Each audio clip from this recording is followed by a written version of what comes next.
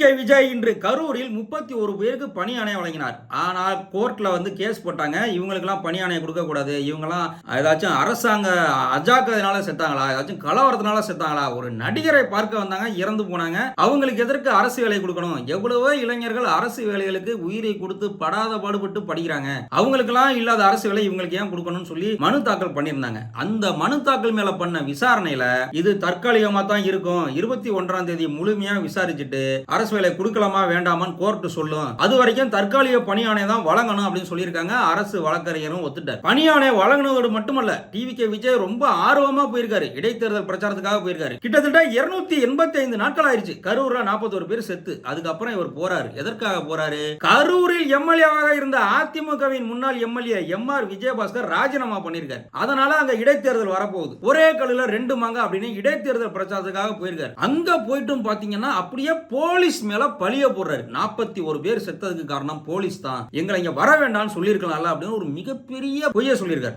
அந்த சம்பவம் நடந்தப்பலாம் ஐயோ சொல்ல முடியல. திமுக காரணங்களாம் 1 மணி வரைக்கும் ஐயோ இவ்வளவு பேர் செத்து போயிட்டாங்களே, இவ்வளவு பேர் செத்து போயிட்டாங்களேன்னு போஸ்ட் போட்டு அழுதுட்டு கிளந்தான். ஆனால் இவங்க எல்லாம் பாத்தீங்களா இல்லையா, இவர் பாட்டுக்கு எனக்கு என்னன்னு போயிட்டாரு. அந்த ஏர்போர்ட்ல, திருச்சி ஏர்போர்ட்லயே ஒரு பத்திரிகையாளர் கத்துறாரு, சார் இவ்வளவு பேர் இறந்து போயிருக்காங்க, என்ன பதில் சொல்றீங்க கத்துறாரு. எனக்கு என்னன்னு போயிட்டாரு. சரி கட்சிக்காரங்க யாராச்சும் அவங்கள போய் பார்த்தாங்களா, ஹாஸ்பிட்டல் அட்மிஷன் போட்டவங்க பார்த்தாங்களா அப்படின்னா கிடையவே கிடையாது, ஒருத்தரும் போகல. திமுக காரணம் செந்தில் பாலாஜி தான் கொண்டு போய் அவங்கள ஹாஸ்பிட்டல் சேர்த்தாங்க, பாத்துக்கிட்டாங்க, ஏகப்பட்ட பேரை காப்பாத்தினாங்க. ஆனால் திமுக மேலேயே அப்படியே பழிய மாத்தி போடுறாங்க. அதை ஒரிஜினல் சொல்றாரு, போலீசாரை வைத்து எங்கள் மக்களை கொன்று குவித்தார்கள், பழிக்கு பழி வாங்குவோம் அப்படின்னு சொல்றாரு. இன்னைக்கு விஜய் அதே தான் சொல்றாரு, போலீஸ் மட்டும் என்கிட்ட நீங்க அங்க போகாதீங்கன்னு சொல்லியிருந்தா நான் பாட்டுக்கு போயிருப்பேன்ல அப்படிங்கிறாரு. டிவிகே விஜய் பண்ணதெல்லாம் நம்ம பார்க்க தானே செஞ்சோம். தண்ணி பாட்டில தூக்கி வீசுறாரு அந்த கேரவேன்ல இருந்து. அப்ப அவருக்கு முன்னாடியே தெரிஞ்சிருக்கா இல்லையா இங்க தண்ணி பிரச்சனை இருக்கு, மக்கள் மயங்கி விழுந்துட்டு இருக்காங்கன்னு.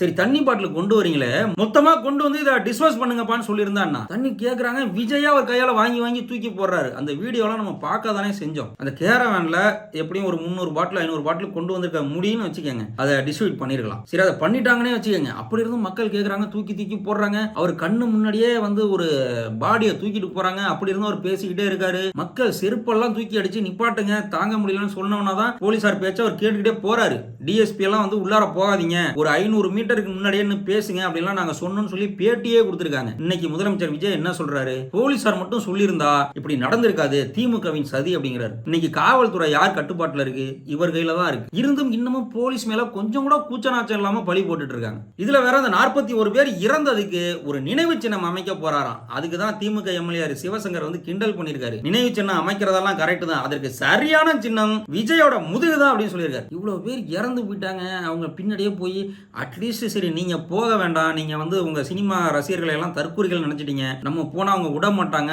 சுத்தி வந்துருவாங்க கூட நினைச்சிட்டீங்க, போயிருப்பீங்க. உங்க கட்சிக்காரர்கள் யாராவது போய் பார்த்தாங்களா சொல்லுங்க. இன்றைக்கு விஜய் பேசினதை பார்த்து அனைவருமே சொல்றாங்க, ஒரு முதலமைச்சரா இருந்துட்டு இவ்வளவு அநாகரிகமெல்லாம் பேசக்கூடாது அப்படின்னு சொல்லி எவ்வளவு பேர் அறிவுரை சொல்றாங்க.